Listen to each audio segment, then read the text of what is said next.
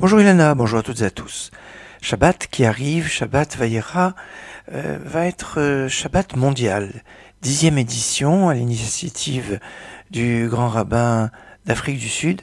Dans le monde entier, il va y avoir une mobilisation pour que le Shabbat soit un Shabbat encore plus marquant, plus grand, plus lumineux. Et avec la situation, ensemble, on est plus fort. Alors cette unité de ce Shabbat m'invite à réfléchir avec vous sur une phrase où il y a une contradiction entre le Talmud de Jérusalem et le Talmud de Babylone.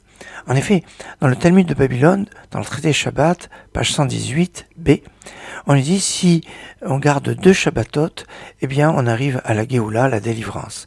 2 Shabbatot. Pourquoi? Parce qu'il y a marqué Et Shabbatotai Tishmoru, vous garderez mes Shabbatot, donc au pluriel. Autre explication, parce qu'il est marqué dans Parashat est mort, B'yom HaShabbat, le jour du Shabbat 2 fois. Et donc il s'agit de 2 Shabbatot. Alors que dans le Talmud de Jérusalem, on dit que si on garde un Shabbat, eh bien déjà, on arrive à la Géoula, à la délivrance. Alors un Shabbat ou 2 Shabbatot?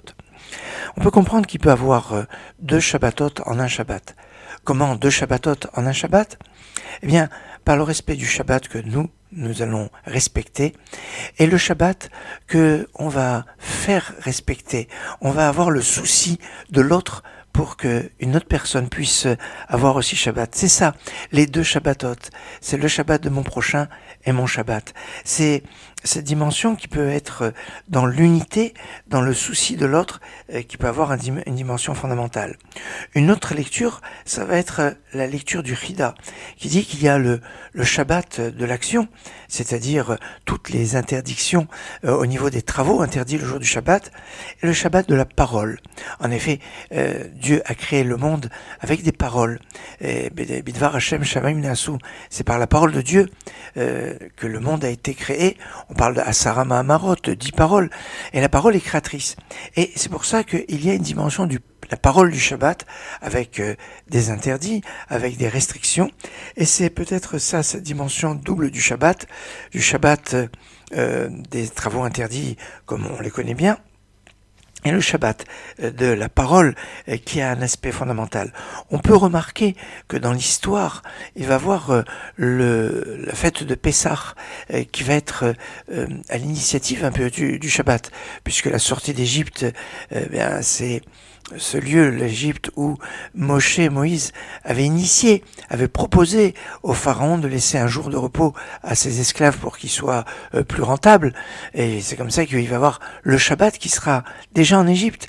Mais le Shabbat par rapport à la sortie d'Égypte, c'est le fait que la Torah a été donnée un Shabbat, qui est l'aboutissement de la sortie d'Égypte. Ça, c'est cette sortie d'Égypte qui est caractérisée par la fête de Pessah.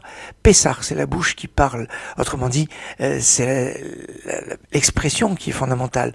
Aussi, dans le respect du Shabbat, dans l'action et dans la parole, il va y avoir ces 2 aspects du Shabbat, comme on pourrait le remarquer. Mais on pourrait dire, d'après la première explication, où on a le Shabbat, son Shabbat et le Shabbat de son prochain, qui va être peut-être la construction du Shabbat vis-à-vis de son prochain que l'on pourra construire avec la parole. Et c'est cette parole créatrice, ces paroles qui va sanctifier, puisque l'introduction au Shabbat se fait par le Kiddush, la sanctification, qui est encore une parole de sanctification, parole par rapport au Shabbat, ce qui est fondamental. Excellente journée.